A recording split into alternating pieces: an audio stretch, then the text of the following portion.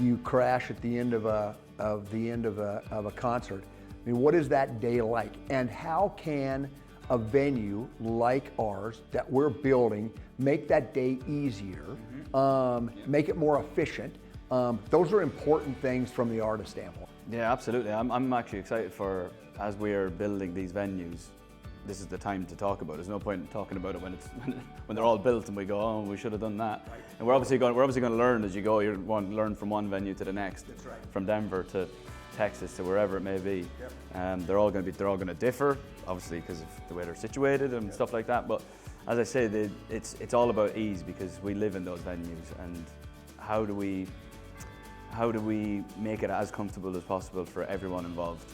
Like, it's, as you say, it's the trade-off between the three of us. You know, the venue, the fan, and the artist, and we have to, and the crew are part of that too. You know, how do we get our production in there as easy as possible, so that our crew don't have to work crazy hours like they usually do in every other venue. Have a great meal. Yeah, make it easier for it to get to catering, and the food be good. Yep. You know, that the dressing rooms are great and the crew rooms are good, and how we hang our PA systems and video walls and whatever it may be for your show, just trying to make that as simple and as straightforward as possible. These are details that I'd be excited to sit down and actually speak about.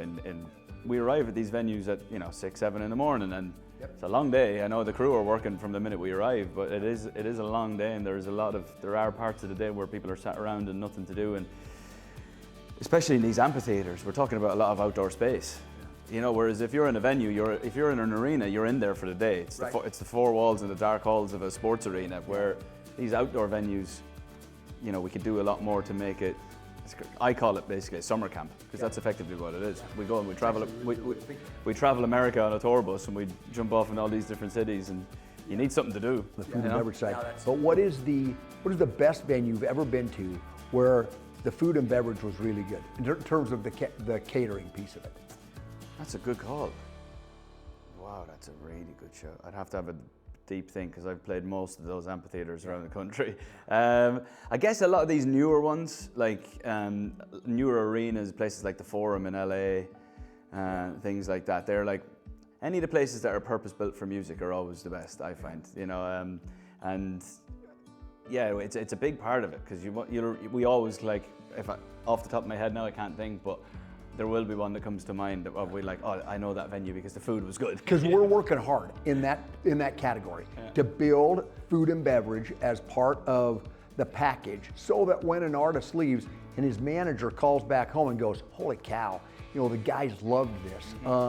We had steak last night, and you know what I mean, or whatever it was, and they talk about it and they appreciate it, versus a ham sandwich and get back on the bus and away you go. Yep, absolutely. And it makes such a difference, because people look forward to then going back to that venue. And that can't be said about a lot of venues, so we've got a real opportunity to make a difference in all aspects, and especially that. Do you remember the first amp you ever played? I want to say, I could be very wrong, but I feel like it might be the Xfinity Center in Boston. And that's a great one. That's a memorable one. Like, it's huge, first of all. It's much bigger than the TD Garden, for instance. But it's a whole thing. The crowd, the culture around that area make a difference. The backstage setup. I always enjoyed the Xfinity Center as a venue.